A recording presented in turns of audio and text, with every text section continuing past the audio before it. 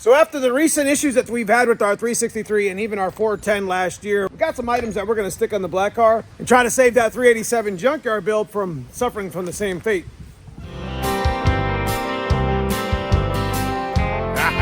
Listen up, just a good old boy,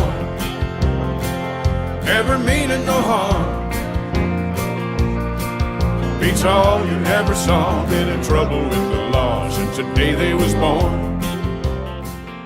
So let me get the black car out of the trailer here and I'll show you what I'm installing today and where we're headed with the build.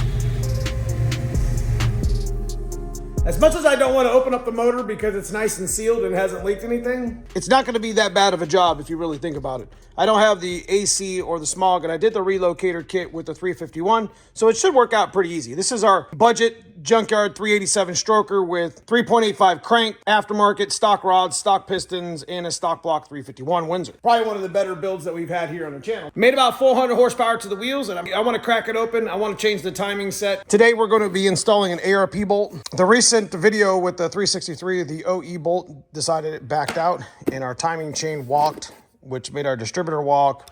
And there was just a number of issues that happened there. So we got a cheapo distributor over here in case there's distributor walk on this one too. Not going to be a super fancy video. Like I said, we're just got a couple brackets here and we've got to pull the balancer off. The worst part about it is getting antifreeze everywhere because you know that's just going to happen anyways. But ain't nothing to it but to do it. Get our shit off the jack stand. Let's get busy.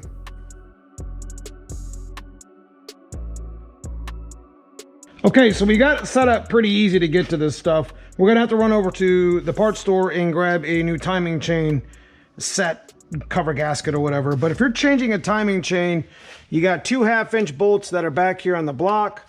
You got your water pump bolts here. They're like 5/8. There's 2 here and 2 here. And then you have 6 total at the bottom. You got a timing chain pointer with 2, and then there's a 1/2-inch as part of your oil pan. And then the same thing on this side. So you got 2, 4, 6. You got these 2, you got these 2, and you got these 2. Now you don't have to pull your water pump to pull the timing chain cover. You could pull that all as one unit. Then when we get in there, I'll show you about the timing set. Well, we'll go ahead and line everything up. And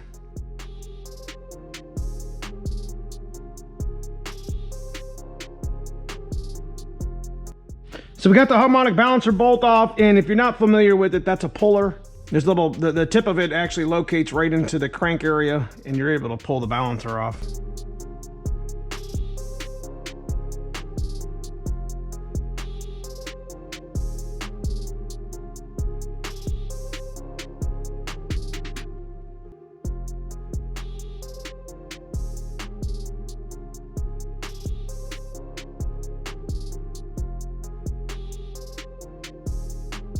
When I'm taking stuff apart like this, it's kind of nice to just organize a little bit. These are my bottom 2 bolts in my oil pan. This was the timing pointer. These are the 2 other side of the timing cover. And just work my way around. So we are ready to pull this timing chain cover off. We got to be careful. There's dowel pins in here. We don't want them falling in our oil pan. She glued in there pretty good though, that's for sure. Okay, we got the timing chain cover off. Chain seems to be in pretty good condition, but we'll swap it out. That's a billet steel one. Looks like our cam pin is in pretty good condition. And so isn't our camshaft. We're gonna put an ARP bolt in here, of course. Go ahead and stick that back up in here.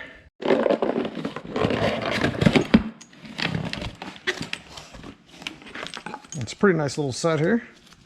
It actually comes with a cam pin and a retainer, but ours looks like it's in pretty good condition. This is the Ford Racing. I like this style a little bit better than I did the billet steel.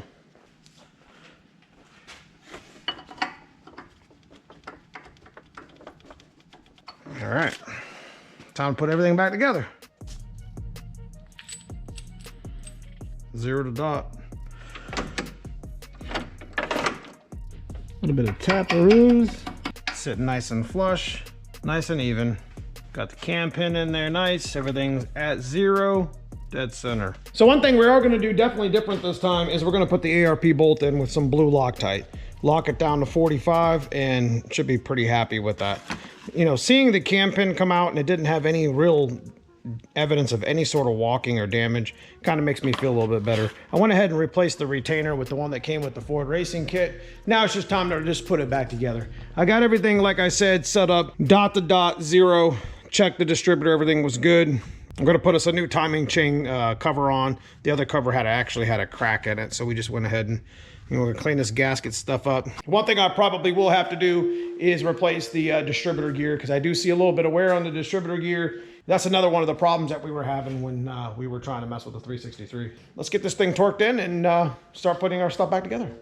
One thing I did want to do too is I wanted to put the cam bolt all the way in and draw it up without the washer to make sure it wasn't too long. Got into the new timing chain cover. Got the bolt set. I'm gonna put the water pump on and we'll be pretty much done with this. Gonna go ahead and install our balancer. Made a couple of new marks. Now remember, we balanced the 387 right here through this balancer.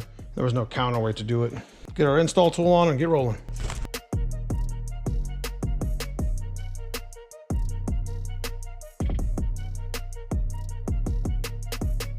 Okay, we got everything hooked up. We're about to put some antifreeze back in it. But everything came together pretty good. We ended up putting another timing chain on.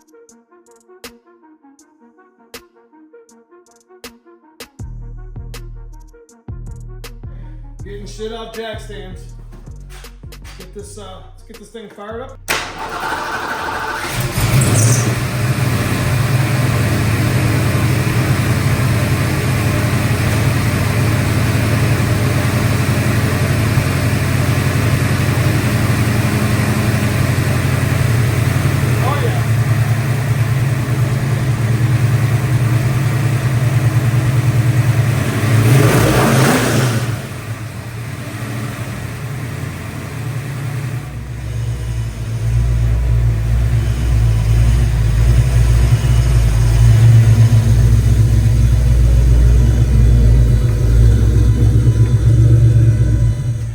All right guys, that's pretty much all I got for the video.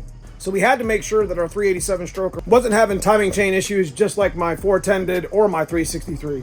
But one thing we definitely learned is that put better hardware in the car. If you get an opportunity to double pin your camshaft or have the option to do that, that's something that you're gonna wanna look into when you're ordering maybe a custom cam. Because rev limiters and 2-steps are rough on the valve train, and when you start upgrading the springs, you start to put more pressure on the cam and the cam pin and the bolt.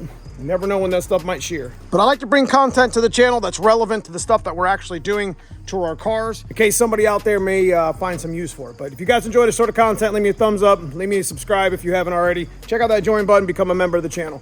Outside of that, I appreciate you watching. We're heading to the track tonight to see how fast. We haven't had this car in the track in a while.